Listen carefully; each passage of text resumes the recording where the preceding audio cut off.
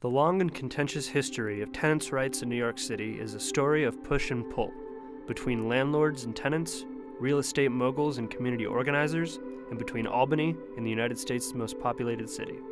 There are different accounts, but we've lost somewhere between 100 and 200,000 rent-regulated units over the last decade. That's a significant loss. Brooklyn resident Professor Thomas Angotti is the director of Hunter College's Center for Community Planning and Development, where he tracks grassroots-level housing planning. I've lived in New York for at least half of my life and worked on a number of community plans that were developed in as alternatives to city-developed plans. According to Angotti, to better understand how we got to where we are now, we need to take a look back to the beginning of the U.S. housing movement at the turn of the 19th century, when the fight for affordable housing was tied, not surprisingly, to the fight for a living wage.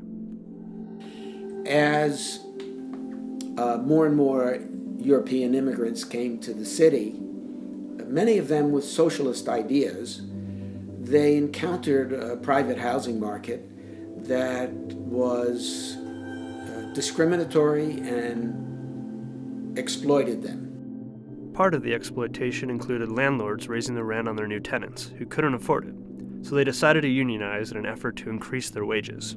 Over the next couple of decades, the global and domestic battle over the threat of spreading communism took root in the U.S., which created an anti-labor movement after World War I known as the Red Scare. Things got so bad in New York, in 1920, 5 leftist state legislators were suspended from office solely for their ideologies. Sensing a public backlash, the state legislature attempted to ease tensions by placating both sides.